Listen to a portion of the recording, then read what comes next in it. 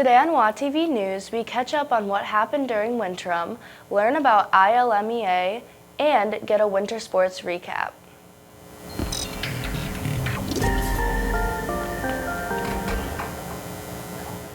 Good morning, Wheaton Academy. I'm your host, Amanda McKytek, and today is January 31st. Christmas break has come and gone. Winterim is over, but so much has happened in such a short time. Nicholas and I bring you a small glimpse of what happened over Winterim. Hi WATv, my name's Amanda, and today I got the chance to walk around and talk to some students and faculty members about their Winterim experience with trips, internships, and the Winterim classes taken on campus. Let's take a look. My name is Mr. Kelly. I'm Mrs. Roberts. I taught cooking for guys. I was on the South Korea trip. This is a class about learning how to learn new cooking skills, learn some recipes, follow some recipes, work together with other people, learn all about a kitchen. We progressed from frozen pizzas on the first day to surf and turf on the last day.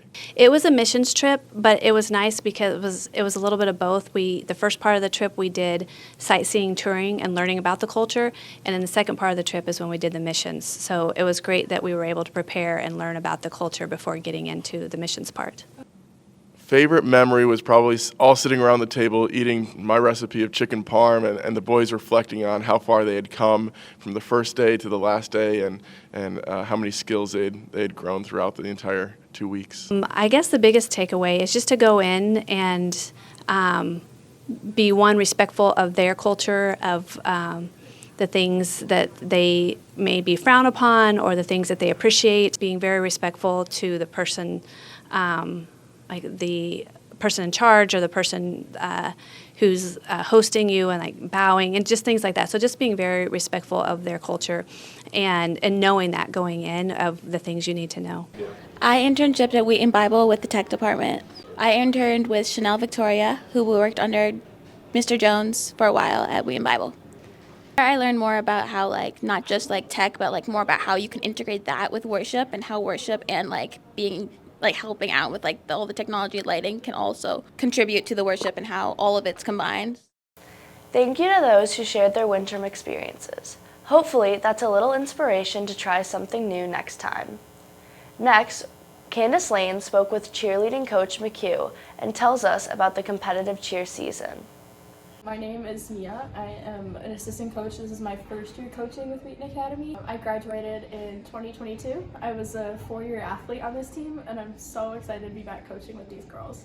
When I first started cheerleading at Wheaton Academy, it was the first year after they had just stopped competing. So we were just primarily a sideline team. Mrs. Rinker was our coach all 4 years. She was fantastic. And when I first heard last year that Melody came in to start coaching and they were going to start competing again, I was really excited. So, and just everything that the girls have done this season has been so great, and just the progress they've made in literally the past 4 or 5 weeks has been phenomenal. I first saw that Wheaton Academy was going to be competing again. I just happened to come across the cheerleading Instagram page and saw in their bio that they were a small varsity competitive team. I thought that was phenomenal. Melody was able to reach out to me and saying that she was interested in assistant coach, and I was more than happy to jump on that offer. For competition specifically, we treat football as preparation for the different skills that we utilize in the routine, such as the pyramid, advanced tumbling passes, the different kinds of partner stunts, even down to the simple motions in the cheer.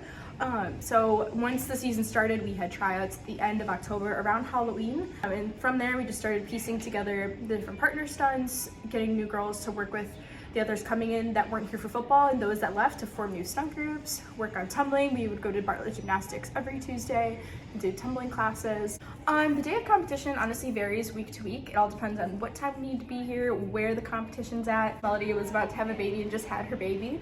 The 2 seniors and I would drive all the girls in our cars, and we would just come here and get to our classroom. The girls would tease each other's hair. We do each other's makeup, get everybody ready, and then once everybody's ready, we walk to warm-ups. We go through it's about 30-ish minutes of warm-ups, different stations. You get 2 maps to start out with, just simple stretching and motions, and then you get another 2 panels to do tumbling, warm up any stunts, and then you get a full 9-panel map to learn to do a full out work on formations before you then go and compete at your specific time, and then after you wait till awards.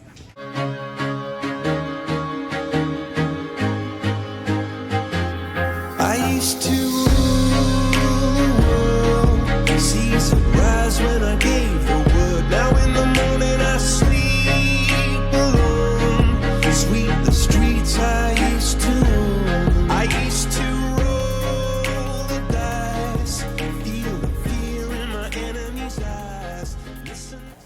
Now let's get you caught up on the happenings this week. There will be a girls' track informational meeting on Thursday, February 1st during lunch in room 125. Grab your lunch and come to room 125 if you are interested in joining the girls' track team. There will also be a mandatory baseball meeting today at lunch in the Warrior Room for all boys trying out for baseball in the spring. If you are interested in working on a musical crew, watch out for messages and on campus from the crew leaders. Now, Deontay will bring us some updates about the Warrior Sports Zone, but first he gives us a look into what's been happening in Warrior Wrestling. What's good, Wheaton Academy? My name is Deontay. I hope y'all had a great winter break, but now that we're back, I'm going to catch y'all up on some Wheaton Academy wrestling. First off, on January 5th, Wheaton Academy hosted Lake Forest High School and Elmwood Park High School for a triangle duel. Wheaton Academy started off strong, beating Lake Forest 60-30, and continued to push the pace by beating Elmwood Park 72-6. The next day, the Warriors drove down to Geneva High School to wrestle in the tournament. As a school, we placed 6th.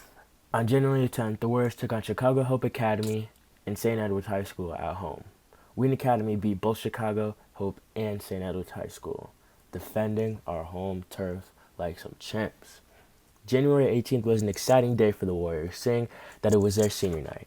Wheaton Academy wrestled a duel against Westmont High School, but before we took a chance to honor seniors Deontay Giles and Will Huckey. Both seniors won by fall, and Wheaton Academy as a whole won the duel. Thank you, seniors.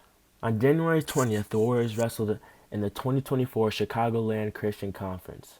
Wrestlers Lincoln Hoger, Will Huckey, Chasen Kazmierzak, and Tyler Jones were all given the title All-Conference. Congratulations. Then, Wheaton Academy traveled all the way to Ottawa, Illinois to face off against Coach Ethan Harstead's old high school in a try against the Ottawa Pirates and the Seneca Irish.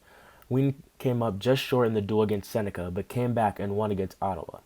Also, an historic night for Will Huckey because he has become the first wrestler in Wheaton Academy history to have 100 wins in his career. Clap it up for bro.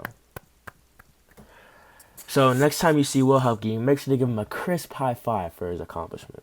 And finally, the Warriors took a trip over to our next door neighbors at West Chicago High School to face off against St. Lawrence and Wego. The Warriors came up just short against St. Lawrence, but then took the W against West Chicago.